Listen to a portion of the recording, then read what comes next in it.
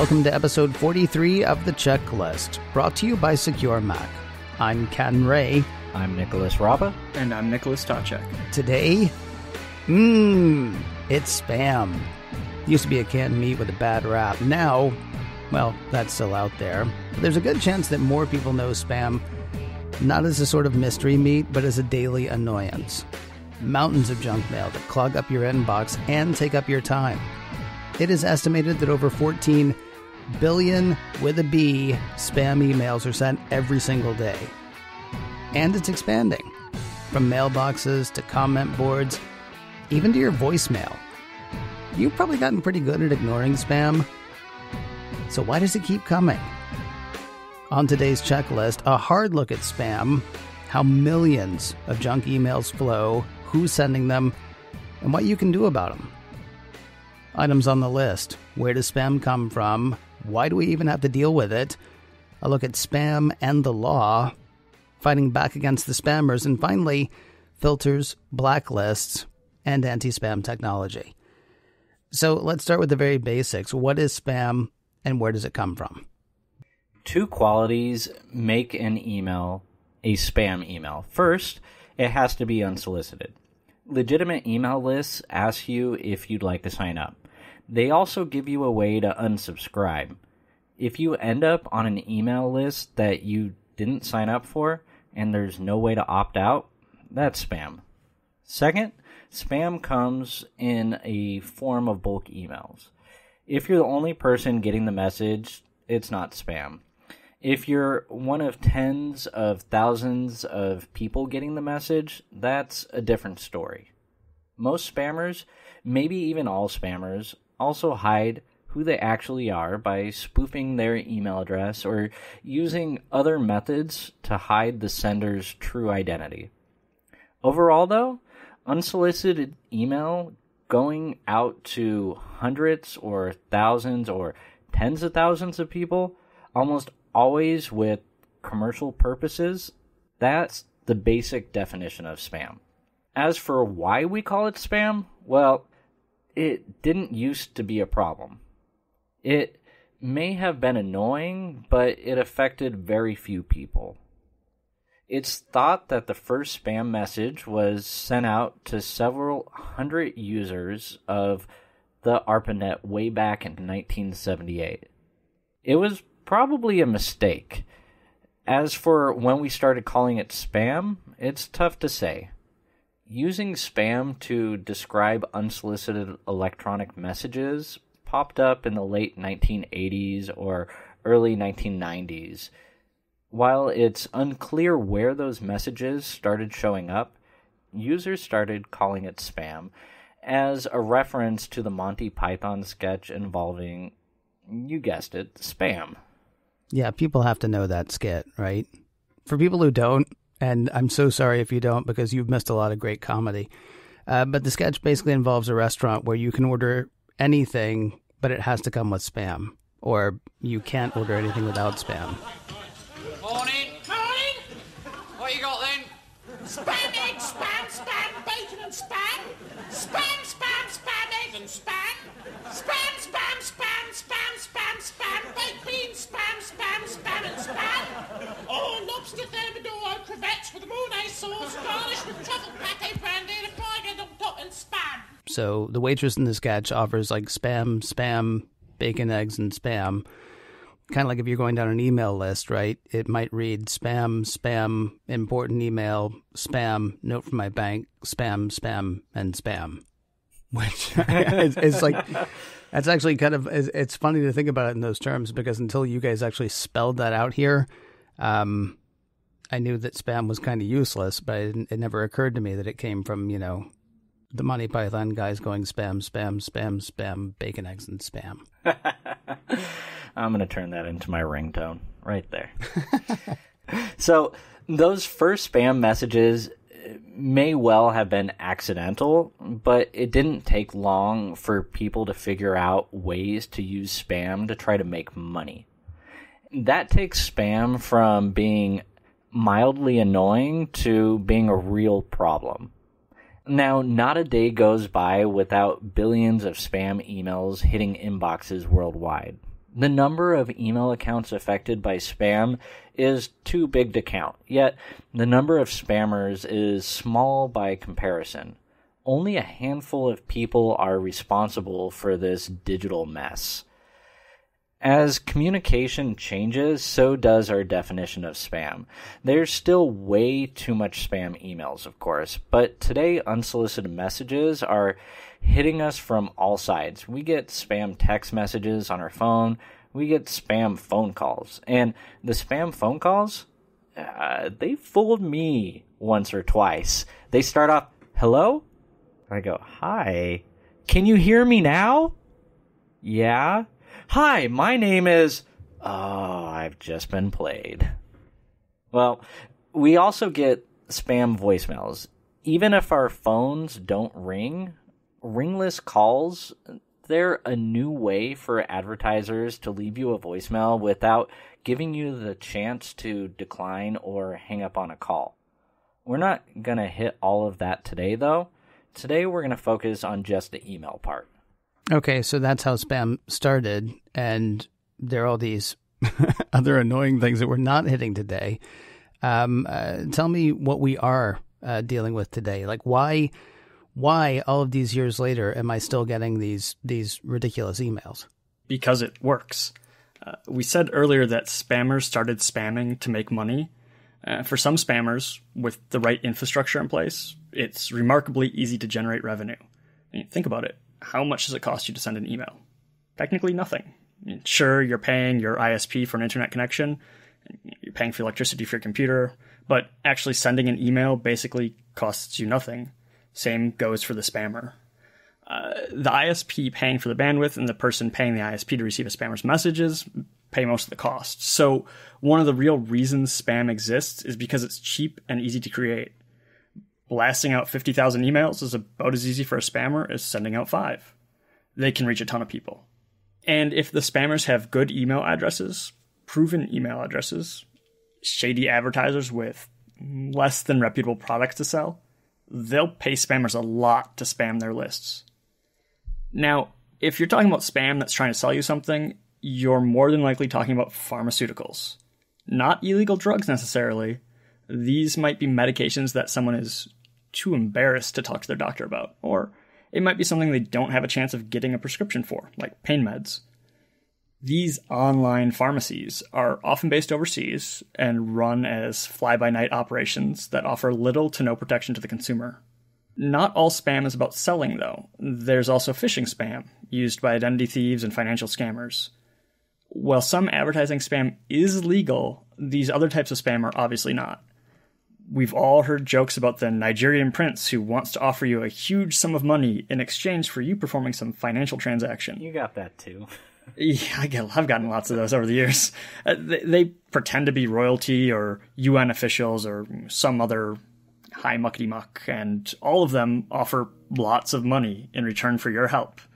But the real goal is always, let me repeat, always, to get you to hand over access to your money for something that does not exist. There are no millions waiting for you overseas. Of course, if you've been on the internet for any length of time, you probably just ignore spam at this point. Most people do. If that's the case, you may wonder how there's still money to be made in spam. Just like other scams we've discussed in the past, it's a numbers game. Billions of emails go out from spammers every day. Even if hundreds of thousands of those go unopened, there will always be a few people who will click on a link and plug in their credit cards. Basically, it's easy money. With so many emails going out, some people will fall victim. And if not, the spammer still has the list. They can take it and sell it to another spammer with another group of clients, and the whole cycle starts again. I'm sorry. That's depressing. I laugh because that's depressing. I mean, that's just horrible. It totally is. And you think it's, tax season just happened, everybody filed their stuff or extended or whatever the case may be. But these are conversations that I have with my grandfather. Like, hey, if the IRS calls you, they're not really calling you. And they're going to send you something in the mail. I mean, if he were to have an email account and he got an email from the IRS, he very well may click the link and do that type of stuff. So, I mean, there are still people out there doing it, and that's why these people keep on sending them. Right. I mean, and today we're just talking about the mechanics of spam, but I mean, certainly I got one the other day that looked official to me, not from the IRS. I can't remember who it was from, but it was from a company that I deal with on a regular basis. And it looked just good enough that I had to look twice. Now, I do the thing that I'm sure you would suggest that people do. If you get something from, I don't know, your bank, your payment institution, your health insurance company, whatever it is, don't click on the link in the email. Go to the email website. I mean, go to the actual website, the website that you know, the website that you trust. Or if you have a phone number for your institution, call them or something like that. But that's like a whole other thing on how to identify spam. Today, we're just dealing with the mechanics of it. I guess what I'm wondering is, where is law enforcement on all of this or on any of this? I mean, what implements are out there to stop people legally? Well, spam emails are illegal to send in many countries, including the US, the UK, Germany, others. But malware is also illegal. Robbing stores is illegal. Just because something is illegal doesn't mean it doesn't happen. The US has actually passed laws to stop the spread of spam, but it's still one of the top producers in the world. Back in 2003, the U.S. Congress passed the CAN-SPAM Act. This act was supposed to reduce the amount of spam on the internet, particularly spam for adult websites, which were often ending up in inboxes of underage people. By 2003, more than half of emails sent across the internet were spam. CAN-SPAM did a few important things, like creating a legal definition of spam and outlining what wasn't allowed. No more fake email headers. No more deceptive subjects. You had to give recipients the ability to unsubscribe from your email list. People sending out legitimate marketing emails changed the way they sent emails to comply with this act, which made real emails better for everybody. But bad guys are still bad guys. The CAN-SPAM Act did very little to stop the flood of spam on the internet. Even as some people were prosecuted for spamming, the numbers, they got worse. By 2008, 5 years after CAN-SPAM, almost all emails sent were spam. 97% of email traffic in 2008 was unsolicited. Now, there is some good news. The number has gotten better thanks to improved anti-spam efforts and better blacklisting technology. But there are still people out there spamming, and then there's spam that's not coming from people, at least not directly. Now, most spam is coming from remotely controlled computers. In other words, botnets. We've talked about botnets before. Not long ago, Internet of Things devices were infected with malware and used as a botnet to direct a distributed denial of service attack against a major DNS provider. Spammers build botnets to use them to direct emails to addresses on their behalf. This way, the spammer never exposes their own IP address to anti-spam efforts. From the outside, they look innocent. Of course, they're actually not. They're directing a command and control server that runs a botnet network made of thousands or tens of thousands of computers or devices. As these machines receive directions to blast out spam emails, their IP addresses might end up on a spam blacklist. In some cases, those may be real mail servers that aren't very secure. Then, all of a sudden, the legitimate users of that server find that their legitimate emails aren't going anywhere, while the spammers get away with no consequences. Most botnets arise through common fundamental vulnerabilities left unpatched in most systems. That's why it's so important to always update to the latest version of the software and firmware for your system. If you don't, you could be accidentally adding to the spam problem without meaning to do so. Proper security and anti-malware efforts are the frontline defense for fighting spam. So despite laws like the CAN-SPAM Act and a few high-profile arrests and prosecutions, it's like you said before, it's a numbers game. New spammers are powering up to try their combination of skill and luck all the time. Obviously, the law can't do everything, so what can I do? Not just me personally. I'm not going to solve the problem, but what can we do despite the spam problem? Well, before we talk about that, let's talk about how spammers are even getting your email address in the first place. There are actually several ways you could end up on their lists. Perhaps the most common method is a sort of list transfer. Earlier, we said that a spammer might just sell their proven email list to someone else. Your email address may be being passed from spammer to spammer that way. As to how your email address got listed in the first place, again, there are several ways. You'll often hear about usernames and email addresses traded on hacker sites. When a legitimate website is hacked and its user information stolen, those email addresses are valuable and can command a high price on the black market. Spammers buying them have a good idea that they'll be valid, functioning email addresses.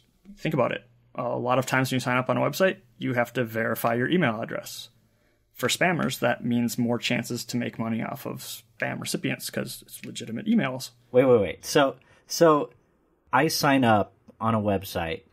Let's say I sign up on a website about dogs, like my favorite type of dogs. There's communities on everything, right? So I sign up there. I sign up with my legitimate email address.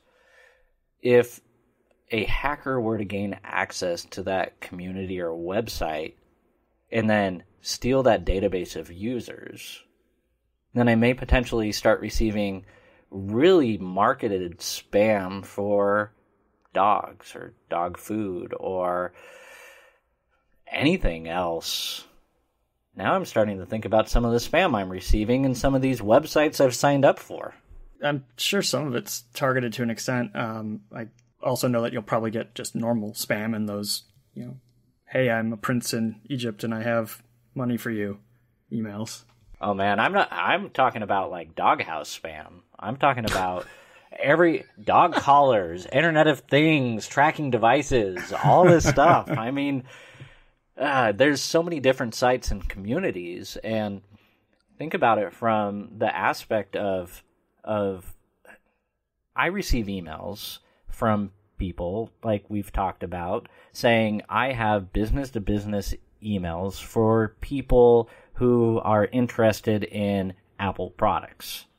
So did they do a survey of those people, or do you think they started combining all those hacked Apple websites or hacked whatever subject it is websites, putting them all together and then like trying to market it to everybody else out there? Based on what we've been talking about, though, that sounds like a whole lot of work. I mean, it sounded to me like what Nick was just talking about a second ago is basically you sign up for your dog thing, you have to put in your email address. For whatever reason, that dog site is fairly lax. And so now when their security gets broken, I mean, there are actually two issues that I see there. We're only talking about spam today, but if you're one of those people like I used to be a million years ago who used the same password for everything. I had one password that I was sure was fine for everything, and so I used it for everything. This was a long time ago. But I mean, that would mean anybody could then match my email address from that dog site with something else. So I mean, so there's me being hacked personally across the board. But additionally, since I just signed up a week ago, a month ago, however long ago for this dog site, the spammer has a good idea that, okay, I'm using a real email address there because I really wanted to be on this dog site. So I definitely put in a real email address so that I would definitely get the verification code so that I could actually go ahead and get into the site. And now they know that they can sell me, pills that will keep me awake all night, let's say, or they can, or they'll sell me like whatever cheap Internet of Things thing. I mean, it's that. I mean, there are lots of ways to play these numbers, it seems to me, but it's not really. I like if you're getting something that's about like, wow, I signed up for this dog site and now I'm getting all this dog food stuff. I mean, that actually just sounds like targeted marketing to me. Am I wrong? No, you're not wrong. Because I mean, it doesn't even have to be that the dog site was hacked, because other spammers or, kind of shady advertisers, whatever you want to call them, will set up web spiders that crawl the internet, much like Google search crawler does, looking for anything that looks like an email address. So if that, if the dog site had, for whatever reason, that your profile, your username was your email address. Yep. The digital spiders would then put any of those email addresses they found into a list, which is then used to spam people. So in that case, it's not necessarily even about getting hacked. It's just that your email address is out in the public already on this dog site, and this web crawler just, okay, I'm going to index this site, and hey, look, there's a bunch of dog lover email addresses, and boom, we can market to them. Another thing that can happen, maybe your dog website isn't necessarily above the level. Maybe it's not on the level. Other services sometimes, unfortunately, pretend to be useful, but in reality, they're just gathering email addresses that they turn around and sell to spammers. And as crazy as it sounds, they might just be guessing your email address. Given the power of today's computers, it's relatively easy to create software that generates random email addresses. Based on words in a dictionary, common names, other characteristics, even with made-up addresses, it's still just a numbers game. If a spammer sends out hundreds of thousands of messages that bounce back as invalid, they'll still hit some legitimate emails, maybe even yours. If you've ever looked at a recipient list on a piece of spam you've gotten, not all of them have this, by the way. Sometimes you'll see other people CC'd to other people on the list. There'll just be two, your email address, a bunch of email addresses that are similar to yours, but not quite the same. If you've seen a lot of those addresses that look a lot like yours, your spam email that you received might have been generated by one of those programs. Well, it kind of sounds like the spammers hold all the cards here. There are things you can do to lessen the chance of getting all that spam. Now, for starters, never post your email address in a public, visible place on the web. If you're starting a website, build a contact form instead of directing users to your email. It doesn't take long for bots to find publicly posted email addresses and start spamming them. If they find yours, you can expect a lot more spam. So try to avoid posting it anywhere visible, or if you have to post it publicly, hide it as best as you can. A couple things, depending on your email provider, certain symbols will be ignored by the email provider in your address. So if your real email address is first name, last name @provider, someone will let you put special characters in there. So first name dot last name, or first name plus last name. And you can sometimes kind of make it so it's almost like an alias. It'll still go back to your email address, your actual email address, your inbox, but you could tell who sold your email address if you have to register for a site with it. You can kind of say like first name, last name plus site at your provider, and that way you'll know that whatever dog lovers site sold your email address or got hacked or whatever. And another spot that you have to be wary of is sharing it on social media. Don't do it. I guess it's okay as long as your privacy settings are kept to friends only for seeing your email address. But if you leave it for the anybody can see it public setting, it's just an invitation for spammers. Or leaving it in a comment on somebody's, hey, email me. Exactly. Message boards, a lot of times that happens. The other thing, kind of along the lines before with special email address for different sites, you could try setting up several separate email accounts. And it sounds odd, the idea that more email addresses might mean less email. But here's the thing. If you keep a personal email address that you only use for your friends and family, and you're not using it to sign up on your dog websites or whatever else, the chances it'll be bought and sold as an email on an email list will go way down. Your risk of getting those malware laden emails or spear phishing campaigns. That'll drop too if you're really holding that email address pretty close to the vest. So set up another email just for professional communications, since you won't need to hand it out to websites often or at all. And then again, dedicate a third email address to what you'll use to sign up on websites and make online purchases. And that address, that third one, will be more likely to get swept up by spammers. But you won't be getting all that spam in your personal inbox anymore, where your really important emails end up. So it can help cut down on some of that noise. So what is your email again? We actually have an email that I was going to say we have an email that we give out at the end of the show. And I might ask you guys sometimes, maybe off mic, how that's working out for us. But let's go. We got one more thing to hit on the checklist here. It's good to know that there are steps that I can take. That's great. I want to be proactive. But, this is the future. And this is a tech problem. And so I want a tech solution. Tell me about filters, blacklists, and any other anti-spam technology that might be working for me. So there's a lot of technology working on the problem of spam all the time. Let's focus on filters first, and then we'll move into blacklists. A spam filter might be something as simple as an if-then statement. If an email contains these words, then reject the message or mark it as spam. Of course, the bigger the organization, the more complex the filters.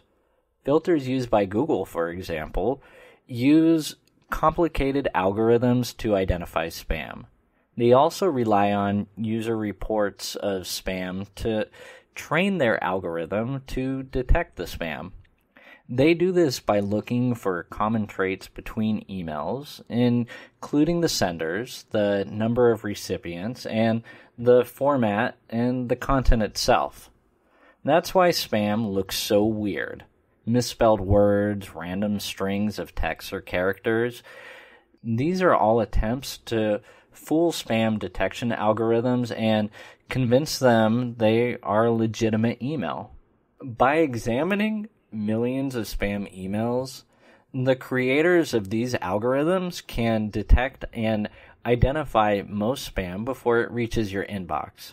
Spam filters like these also examine things like the email header, looking for signs that it's fake. Again, stopping it from fooling an unsuspecting recipient.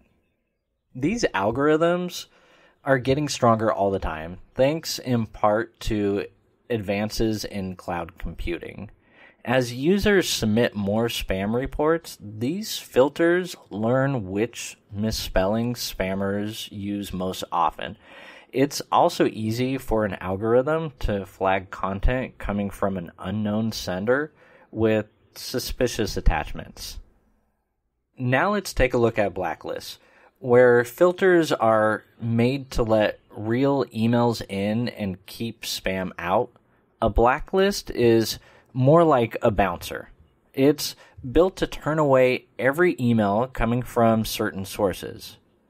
By defining a internet service provider, domain, or a range of IP addresses, system administrators can stop spam that comes from those sources. Denying them access to your inbox outright is a very effective way to prevent spam. In the 90s, blacklists were one of the only ways to prevent spam, and there were many huge blacklists maintained and shared by anti-spam advocates.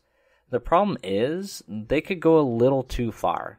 You've probably been told to check your spam folder before. People started suggesting that when blacklists became standard. It was easier to end up on a blacklist by accident, which meant important emails were being turned away from your actual inbox. Today, blacklists are more targeted to block smaller subnets of the internet, and they remain very useful. They still have their problems, though. Sometimes a company will end up being assigned an IP address that results in their email going to spam. That's not because of anything they did. They've just been giving an IP that belonged to a spammer in the past. One who has identified as a spammer. If this happens, it could be quite tough to get messages out to consumers. It often involves a lot of wrangling with the internet service provider and the people who maintain the blacklist to get unblocked. An easy solution is to use a company that handles sending emails to customers. A lot of companies work with third-party mail managers these days, and these services, they let businesses reach out to consumers through newsletters and other mailers while avoiding the spam filters. After all, people have signed up for these emails. It's content that they generally want to see. All of that said, spam, it's not going away anytime soon. Just like with computer security, anti-spam technology, it's getting better, but spammers are always looking for ways to beat it. At least now you know a few of the ways that you could help fight the problem. And if you've already forgotten some of those ways that we talked about, good news! We've got them written down for you. Notes for this show and all the previous shows and all the upcoming shows are available at securemac.com/checklist. That address again is securemac.com/checklist. If you have any questions that you'd like to ask us, any security concerns you have, or if you have any topics that you'd like to hear us hit, we have an email address as well. Hopefully relatively spam-free. It is checklist@securemac.com. That address again is checklist@securemac.com. And if you can't remember that, please do remember this. You're listening to The Checklist, brought to you by Secure Mac. And we'll talk to you next week.